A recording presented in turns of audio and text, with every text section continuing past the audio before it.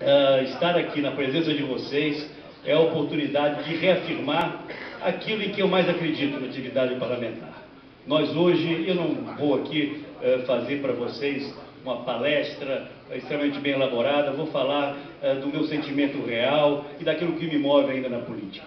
Nós hoje vivemos, presidente Rogério, a fantasia ou mesmo a falácia de uma federação.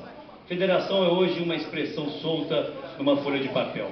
Há muito tempo nós deixamos de ser uma federação onde municípios e estados compartilhassem efetivamente, não apenas recursos, mas em especial as decisões que dizem respeito à população que nós representamos. E se nós queremos efetivamente fazer algumas mudanças estruturais nesse país, elas começam pela compreensão de que nós precisamos refundar a federação do Brasil.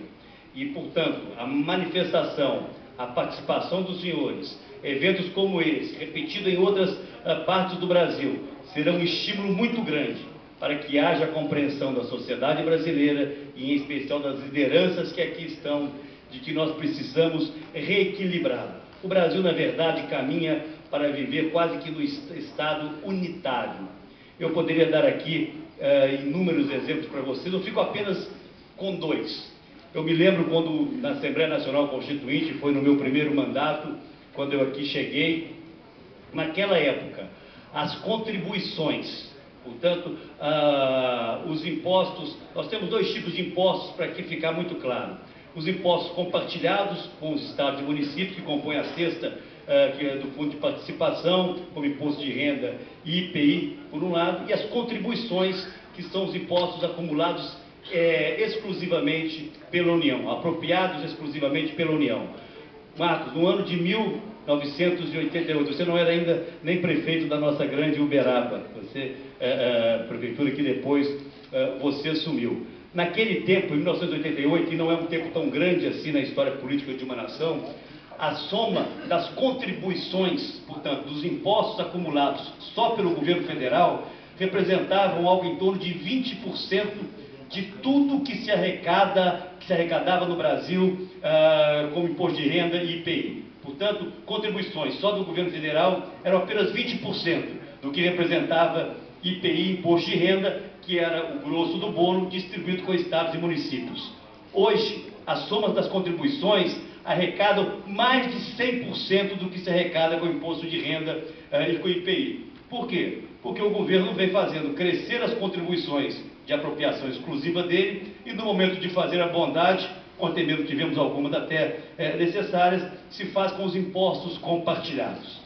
Uma das propostas que inclusive tramitam na casa que eu apresentei no início dessa legislatura é que o governo federal pode, em determinados momentos, ter o dever de diminuir a carga tributária para determinados setores da economia, mas a proposta diz o seguinte, até porque é onde está o recurso do governo federal.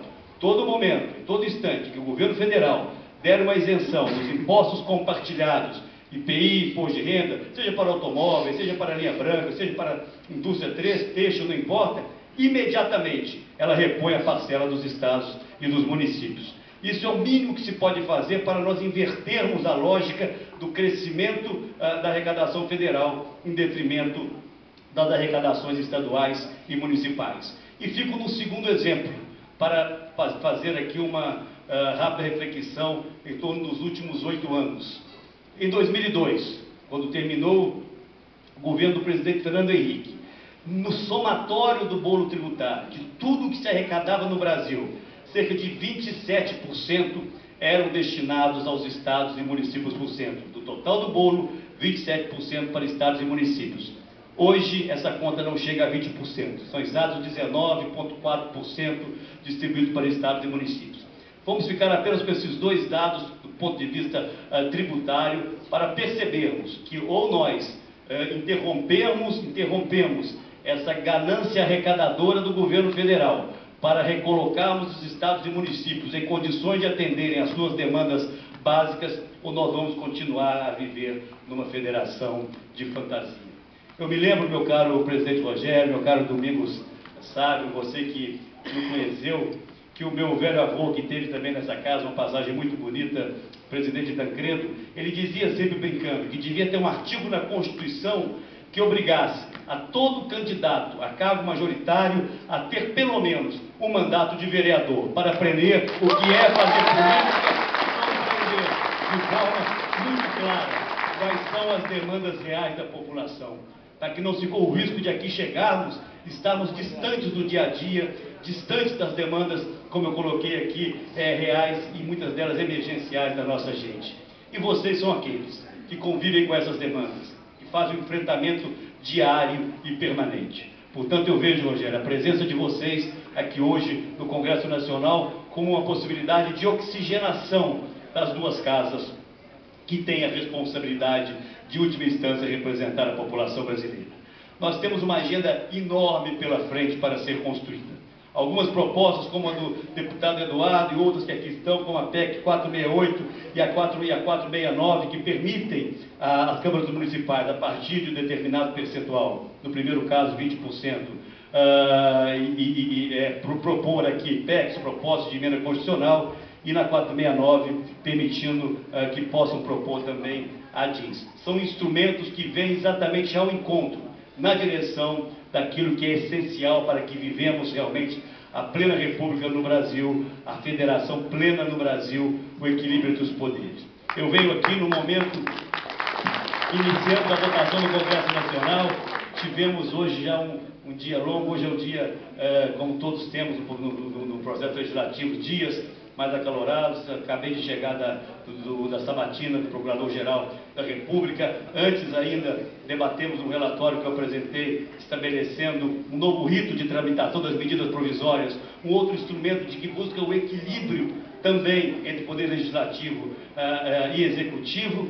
Mas o que eu lamento é que, infelizmente, nós não estamos tendo ainda no Congresso Nacional, nesta legislatura, espaço para as grandes reformas, ou pelo menos para a discussão das grandes reformas. Sejam elas no campo político, no campo tributário e fiscal, ao qual me referi, a própria reforma do Estado brasileiro, a reforma trabalhista, enfim, um conjunto de ações que só vão ocorrer, que só vão efetivamente ter consequências no momento em que nós estivermos mobilizados. Portanto, eu venho aqui, nesse evento, agradecendo o convite que me foi feito pelo deputado Domingos, o convite que me foi feito pelo presidente Rogério e por tantos de vocês, para dizerem que vocês contarão, efetivamente, em primeiro lugar, com a nossa disposição de ajudá-lo na organização. É muito importante que haja, presidente Rogério, organização para que em eventos como esse nós tenhamos pautas claras, definidas, onde nós possamos, ao final de cada reunião, apresentar ao Congresso Nacional, através dessa frente parlamentar, agora conduzida pelo deputado Domingos, propostas que venham a se transformar efetivamente em projetos de lei ou alterações constitucionais. Portanto, podem ter a certeza de que existe um sentimento pulsante nessa casa, vigoroso, de que nós temos que interromper esse ciclo perverso de fortalecimento da União em detrimento de estados e municípios. Nós temos que acabar com essa questão vergonhosa de, a cada crise, nós temos aqui marchas e marchas de lideranças municipais, prefeitos e vereadores de pires na mão, se humilhando perante o poder central, buscando uma remuneração mínima ou uma participação mínima que seja, muitas vezes, não alcançada. Portanto, é hora de tratarmos das questões estruturantes. E eu quero me colocar como mais um soldado, mais um companheiro, deputado Domingos, deputado Marcos, deputado Walter, como mais um companheiro na construção ou na reconstrução dos pilares da Federação Brasileira. Não é uma coisa fácil, teremos dificuldades pela frente. Quem está no poder sempre tem a sedução de manter ou de ampliar esse poder. Mas eu, como democrata que sou, acredito na força daqueles que são os representantes efetivos e permanentes da nossa gente. E vocês, vereadores, têm tanta ou até mais autoridades que muitos de nós que estamos aqui, para proporem essa agenda. O Congresso Nacional, ele avança e ele caminha percebendo, compreendendo, tendo sensibilidade sobre onde está o pulsar das ruas, onde está o sentimento da população. Ninguém com maior legitimidade representa o sentimento efetivo da população brasileira do que os vereadores de todo o Brasil.